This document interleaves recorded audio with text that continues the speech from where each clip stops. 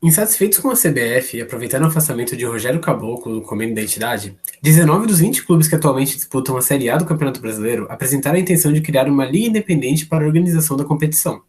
Com o objetivo de modernizar o torneio e tomar para si o poder dos direitos televisivos das partidas, a por enquanto conhecida como Nova Liga já passou por diversas tentativas de sair do papel, geralmente parando em caprichos e atritos dos dirigentes dos clubes.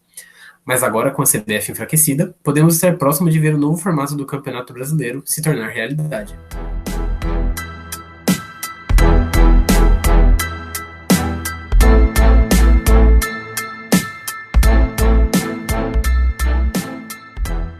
Olá, esse é o Trio de Arbitragem e eu sou o Lucas Alves.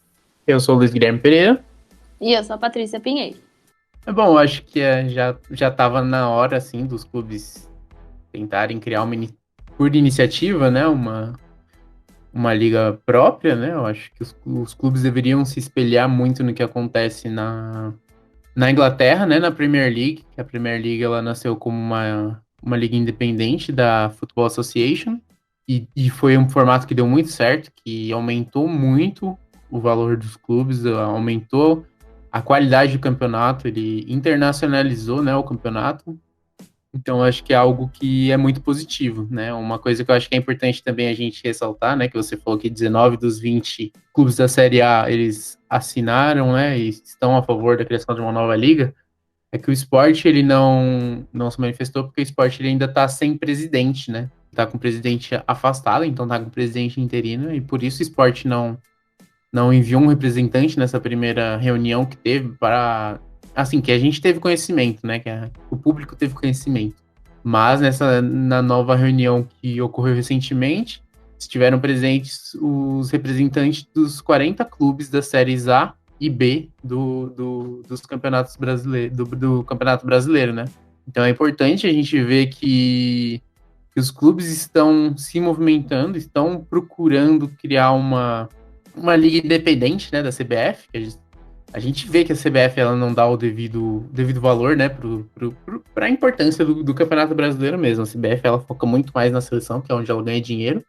Inclusive já parece que tiveram até alguns boatos de que algumas pessoas de dentro da CBF falaram que os campeonatos nacionais eles dão muito prejuízo, né, os campeonatos brasileiros. Então acho que nada melhor do que os clubes aproveitarem até esse momento de fragilidade da CBF e criarem uma liga própria, né? Acho que a proposta, ela inicialmente é interessante, é uma forma de você aumentar o seu valor de mercado, né? O valor de mercado dos clubes, o valor de mercado da liga, de você trazer mais visibilidade também para o campeonato nacional, mas eu acho que ainda tem alguns pontos que a gente precisa discutir um pouco melhor, né? Uma das primeiras coisas que a gente falou, né, do início desse episódio é que, lendo as propostas, tem tanto coisas boas quanto ruins. Mas acho que principalmente é acabar com esse monopólio que existe hoje em dia da CBF. O campeonato ele precisa assim, ser atualizado. A gente passou por algo parecido, não tão parecido assim na Europa, né, que a gente até gravou um episódio sobre, que foi a criação da Superliga ali, que era para acabar com a UEFA Champions League, mas ali a gente sabia que existia mais um lado financeiro dos clubes em tentar ganhar mais dinheiro do que eles já ganham. E aqui não, aqui a gente pode notar que é por questões de mudança de calendário, tentar fazer uma pausa para auxiliar também os jogadores na própria recuperação, né? E muitas outras coisas que a gente vai falar ao longo do episódio. Então, como o próprio Gui disse, é muito interessante essa proposta, a gente vai mais a fundo, vai explicar alguns dos passos, dos passos que vão acontecer, mas ainda tem que ser um pouco melhor esmiuçada e talvez acrescentar mais algumas coisas, né? Eu acho que ela tem um quê financeiro também dos clubes, né? Que na proposta aí o lance também é tirar um pouco desse monopólio de grana também que tem na CBF, tem com questões de televisão também, que a gente vai ver aí ao longo do episódio. Mas eu acho que é um caminho diferente, né? Como o Lucas falou, do que aconteceu na Europa, né? É um caminho que tem muitos mais clubes envolvidos, que também aí já é um pouco diferente, né? A gente tá falando de vários clubes da Série A e vários clubes da Série B. E o formato é um pouco diferente, né? Não é um negócio que vai ter sempre o mesmo campeão, que nem era na Liga Europeia, né? Mas eu confesso que eu vi com muito estranhamento isso. Tipo, achei muito bizarro, porque é a B que vai ser nessa nova liga e a série C e D vai ser com a CBF do mesmo jeito. Então eu ainda achei um pouco estranho esse formato. Como a gente disse, né, ainda falta melhorar algumas outras coisas, até para dar mais destaque para séries C e D, né? Quem sabe trazer até um pouco mais de dinheiro para esses clubes. Porque eu dou exemplos da liga inglesa, porque é a que eu mais acompanho, que eu vejo assim que ela é muito estruturada. Então, todas as ligas da Premier League, né, que fazem parte lá da liga inglesa, elas são bem estruturadas. Os clubes eles têm um calendário que pegue a temporada inteira, então você garante trabalho para todos os jogadores que fazem parte, né, desses clubes que participam das ligas, e isso é uma coisa importante que a gente não vê acontecendo na Série D, por exemplo. A gente vê que a Série D ela tem um calendário bem mais curto, né, tem os clubes que são regionais, que só disputam o campeonato regional, então são clubes formados para 3, 4 meses de trabalho e depois eles se desfazem. Então acho que para um começo ela é importante, mas ela precisa avançar nessas outras questões, porque a gente sabe que o futebol ele não é feito só da Série A e da Série B, né? Isso representa 1% do nosso futebol, né? Da grandeza do nosso futebol. Os 99% restantes são 99% de pessoas que dependem de calendário para terem emprego e para conseguirem sustentar suas famílias, né? E até por isso a gente vê que existem muitos clubes que são regionais, que não têm uma estrutura maior, que não tem um plano de jogo maior, porque o planejamento deles é um planejamento curto, é aquele tiro único para você tentar se classificar ou para uma Copa do Brasil ou para a Série D, para você tentar começar a se estruturar melhor, né? Então é algo que acaba sendo muito restrito àqueles clubes que acabaram caindo, que acabaram perdendo um pouco a relevância, como a própria Portuguesa, aqui de São Paulo, e que está se reerguendo. A Portuguesa, por exemplo, atualmente, ela é a vice-líder da Série D, mas a Portuguesa ela já tem alguns bons anos que ela não disputa nem a elite do Campeonato Paulista. A gente vê que é necessário, sim, incluir as outras divisões do Campeonato Nacional, e eu acho que isso deve ser algo que deve ser, sim, discutido um pouco mais à frente. E já entrando em detalhes de como que foi essa última reunião, né, que foi realizada no dia 28 de junho, representantes dos 40 clubes da Série A e Série B, eles se reuniram em um hotel aqui em São Paulo para continuar a discussão desse projeto. Então, inicialmente, ele só tinha 19 clubes da Série A, foram convidados também os clubes da Série B, mais o Sport, para participar dessa nova tratativa. A ideia da reunião já foi escutar a proposta de 3 grupos interessados em participar desse novo formato do Campeonato Brasileiro, né? Um deles contava com a liderança do advogado Flávio Schweitzer e do ex-executivo da Coca-Cola, Ricardo Forte, outro da consultoria KPMG e o último organizado pela startup LiveMode. Esse último, inclusive, a gente não está se baseando numa matéria do Globo Esporte, né? E ninguém teve acesso a essa última proposta, então a gente vai se basear mais nas outras duas.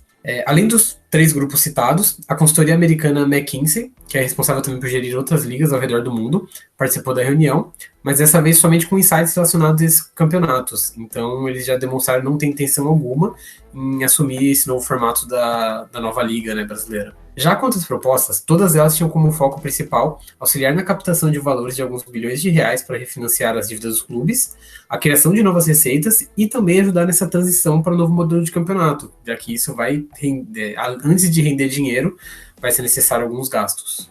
E linkando com isso de transição entre um modelo e campeonatos e como vai funcionar, acho que a gente pode começar a desmiuçar sobre como vai funcionar essa nova liga, né? O que está por trás dessa nova proposta. Então, como a gente comentou no começo, a mudança seria só nas séries A e B, então a reformulação, né, deixar de ser CBF seria só nos times da Série A/B, deixando a Copa do Brasil e a Série C/D do Brasileirão ainda com o comando da CBF, com a organização inteira para a CBF. A premissa disso é mais ou menos um caminho simples, que a gente também meio que já apontou aqui no começo, que é o lance de dinheiro, de dívidas que muitos clubes têm, né, e que isso aumentou muito durante a pandemia, não teve como fugir disso, né, a gente já falou de alguns episódios sobre isso, de quanto a falta de jogo, a falta de campeonatos, a calendário impacta nisso. Então, a premissa da criação dessa nova liga foi tentar diminuir essas dívidas astronômicas do time para esses times, e tanto os times da Série A quanto da Série B, terem mais poder dessa grana que entra, né? Então, de acordo com a matéria do Globo Esporte que a gente usou como base nessa pesquisa do episódio, as principais equipes arrecadaram juntas cerca de 4 bilhões de reais para já começar, né, a trabalhar com isso, mas as dívidas são muito grandes, então, pelo que consta aí, as dívidas chegam a 11 bilhões de reais. Então, todo esse movimento de uma nova liga, ele aconteceu mais fortemente, né, já é uma coisa que acontece há muito tempo, mas mais fortemente de ir mesmo para o papel, pelo adiamento das competições por conta da pandemia, que aumentou muito a dívida dos clubes. Então, é um processo aí que envolve dinheiro, mas que tem um caminho um pouco mais amigável do que a Liga Espanhola, né? Essa está sendo uma das maneiras que os clubes eles encontraram de melhorar a situação atual das finanças deles, né?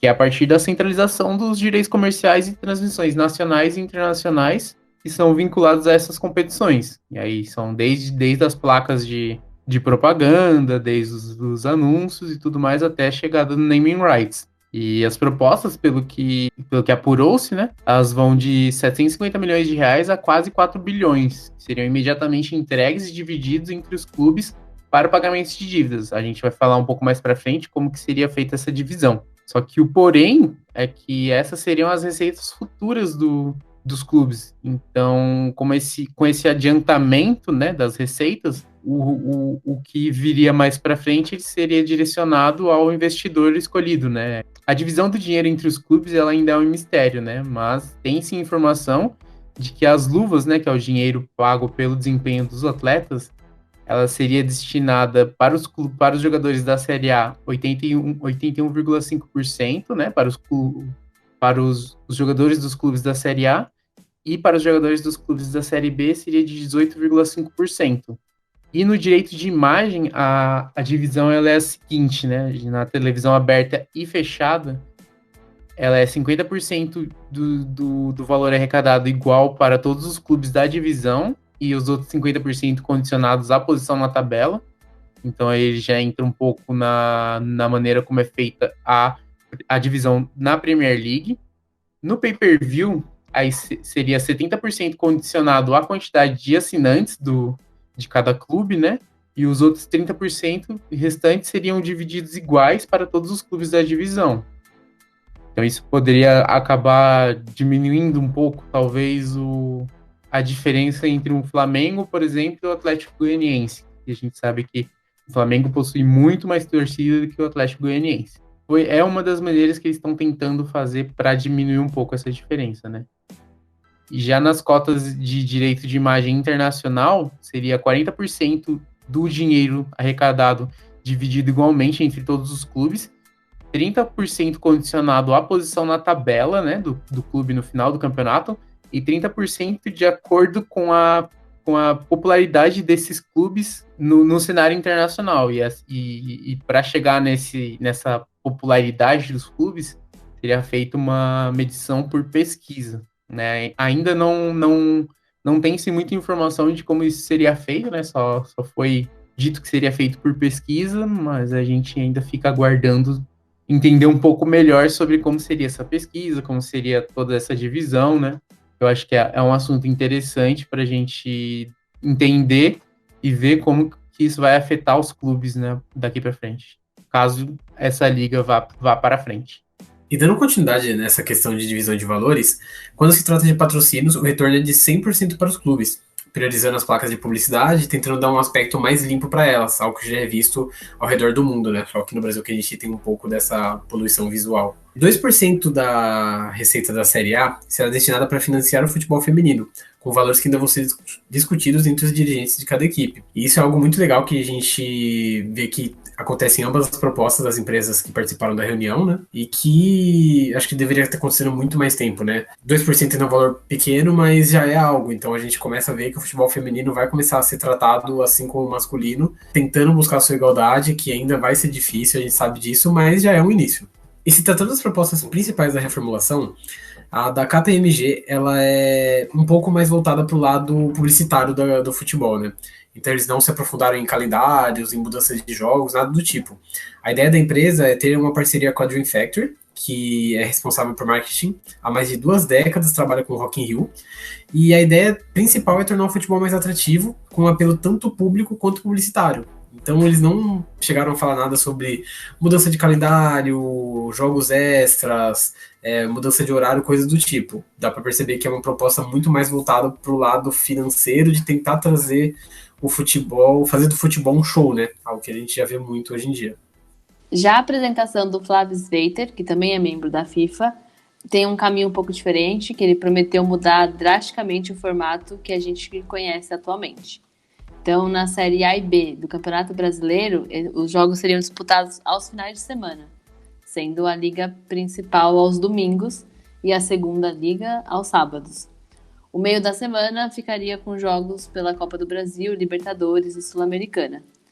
Nesse bololô todo, haveria uma pausa no meio da temporada, algo mais para julho, com a ideia de que os clubes aproveitassem esse período para fazer excursões amistosos internacionais, sem atrapalhar o calendário nosso e casando com o calendário de pré-temporada europeu. Já a quantidade de rebaixados e promovidos seria reduzida da Série A. Em vez dos atuais 4, seriam 3 vagas, sendo que dessa forma, o primeiro e segundo colocados da Série B subiriam automaticamente, enquanto que o terceiro e quarto disputariam a última vaga em forma de playoff. Os estaduais não seriam extintos, mas eles seriam disputados agora por equipes sub-20, ao menos daqueles clubes que participam da liga. Essas ideias, principalmente dos estaduais, tendem a sofrer uma resistência um pouco maior por conta das federações, porque eles retêm grande parte da receita de patrocínios e transmissões dos campeonatos. Então, apesar de ser uma boa ideia, que eu acho importante também ter o sub-20 ali em destaque, a gente não sabe se essa ideia vai muito para frente, né? E como a gente já tinha dito no início do episódio, né, a Live Mode, que também estava na apresentação, ela não teve a proposta revelada. Então a gente não sabe o que foi dito por essa parte durante a reunião. Eu acho que um questionamento, né, que sempre vem quando a gente fala dos clubes criarem uma nova liga, é se os clubes eles têm o respaldo jurídico para criar essa nova liga, né? Então, as informações que eu tô trazendo aqui, eu trouxe do texto do Anderson Santos, que ele faz parte do site Na Bancada, e ele escreveu para Trivela. E, segundo o Anderson Santos, os clubes eles sempre tiveram um caminho jurídico para criar uma nova liga, né? Ele retirou essa afirmação do Andrei Kampf, que é criador do site Lei em Campo, né? E o que sempre faltou mesmo foi a união dos clubes, né? A Lei Pelé, ela data da Constituição Federal de 88. E o artigo 5º da lei, ela trata dos direitos individuais e coletivos a partir da premissa de que todas as pessoas são iguais perante a lei. Então, alguns incisos que são importantes desse artigo é que é plena liberdade de associação para fins lícitos, a criação de associações e, na forma da lei, de cooperativas, independem de autorização, sendo vedada a interferência estatal em seu funcionamento. E as associações elas só poderão ser compulsoriamente dissolvidas ou terem suas atividades suspensas por decisão judicial, exigindo, no primeiro caso, o trânsito em julgado. E ninguém poderá ser compelido a associar-se ou a permanecer associado. E também as entidades associativas, quando expressamente autorizadas, elas têm legitimidade para representar seus filiados judicial ou extrajudicialmente, né? Então, acho que é importante a gente ver que os clubes, eles têm esse respaldo jurídico, né? É algo que eles podem fazer, que eles sempre puderam fazer, mas eu acho que nunca teve um interesse tão latente quanto está tendo agora. E é importante a gente ver essa união, pelo menos aparente união, né, fora de campo, para a gente ter sim um futebol mais competitivo, para a gente ter clubes com finanças estáveis, para a gente conseguir reter mais talentos por mais tempo, porque a gente é muito exportador de talentos, a gente importa muito novo e importa muito velho, né? Isso é um problema que as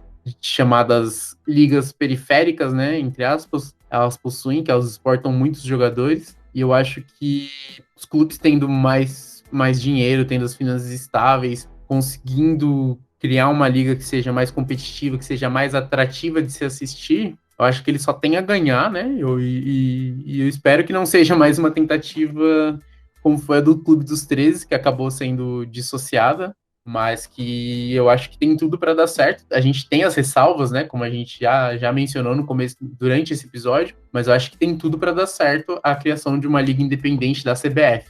Eu acho que como torcedor eu gostei bastante da segunda proposta, né, essa questão de algumas mudanças de calendário, de você pensar mais um pouco na base, também no futebol feminino, achei bem interessante. Mas eu sei que o nosso lado nem sempre é o que prevalece, né? Então, o meu medo, na verdade, é que essa proposta seja descartada e a gente acabe ficando com a proposta mais comercial.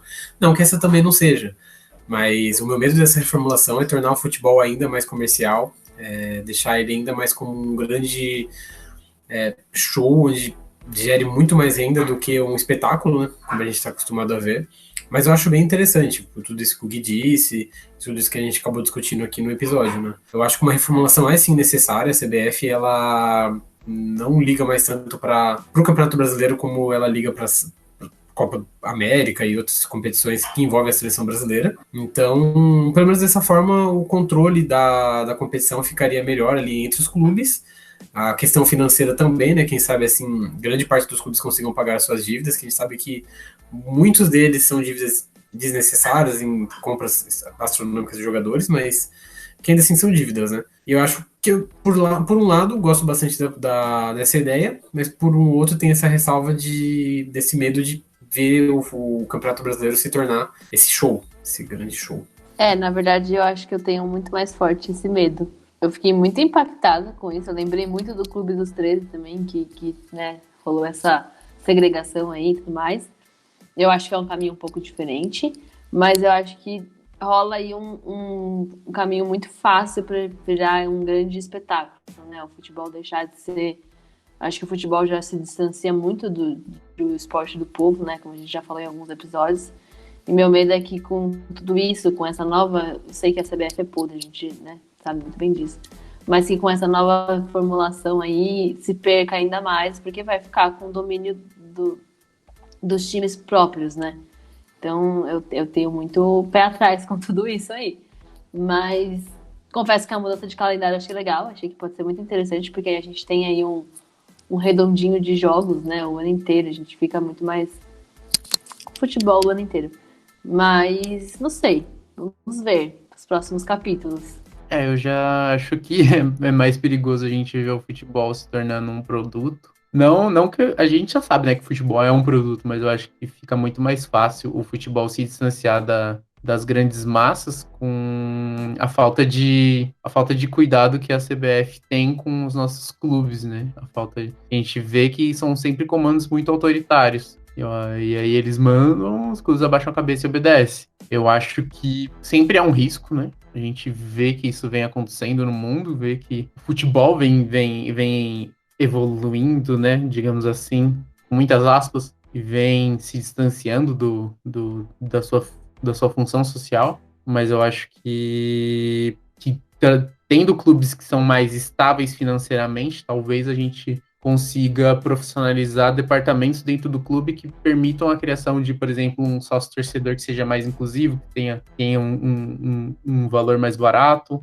possa negociar, por exemplo, os valores dos ingressos, que não sejam ingressos astronômicos. Então eu vejo que essa profissionalização da liga ela pode abrir caminho para profissionalização de departamentos dentro do clube, né? Eu acho que é importante a gente separar a profissionalização de alguns departamentos de transformar o clube em empresa, que isso eu sou totalmente contra, por N motivos que eu acho que não vale a pena a gente enumerar agora, que senão vai ficar muito grande o episódio. Mas eu vejo com bons olhos, né? Eu já falei isso algumas vezes nesse episódio, mas eu tenho minhas ressalvas, né? Acho que esse risco do futebol se distanciar mais ainda do povo, ele sempre vai ter, né? A gente já vê que vem acontecendo, e talvez essa possa ser uma luz no fim do túnel para tentar atrair um pouquinho mais a atenção da grande massa que gosta de frequentar estádio, que ama o futebol e que consome o futebol com um pouco tem, consome sempre o futebol. E, bom, a gente vai ficar sempre atento, né, ao que vem, às mudanças que estão sendo propostas, as novidades que vêm acontecendo com relação a essa nova liga. A gente vai estar sempre de olho, vai estar sempre trazendo todas as novidades aqui em nossas redes sociais. Então, se você quer ficar sempre por dentro do que está acontecendo, quer ficar de olho no que pode acontecer, nas principais mudanças que podem vir a ocorrer, né? Acompanha a gente nas nossas redes sociais. A gente está no Facebook, no Instagram e no Twitter, @3 de arbitragem, só você pesquisar lá que vai aparecer o nosso logo. E continua acompanhando o nosso podcast. A gente está nas principais plataformas de streaming, a gente posta o podcast na íntegra no YouTube. E então acho que não tem nenhuma desculpa para você não acompanhar a gente, indicar a gente para quem você sabe que gosta de futebol, que vai se interessar pelo tema. Se quiser compartilhar e marcar a gente vai ficar muito feliz de ver vocês marcando a gente. E se você tiver alguma sugestão de pauta, é só você mandar para contato.triodearbitragem@gmail.com, que a gente vai sim considerar, a gente vai ler as suas sugestões de pauta e a gente vai te responder. Pode mandar lá que a gente vai ficar bem, bem contente de ver o que você quer ouvir e de tentar atender o seu pedido, claro, se a gente conseguir, porque a gente precisa ter o domínio mínimo para conseguir falar e informar sobre. Acho que é isso, a gente fica por aqui hoje e na semana que vem a gente volta com mais um novo episódio do Trio de Arbitragem. Valeu!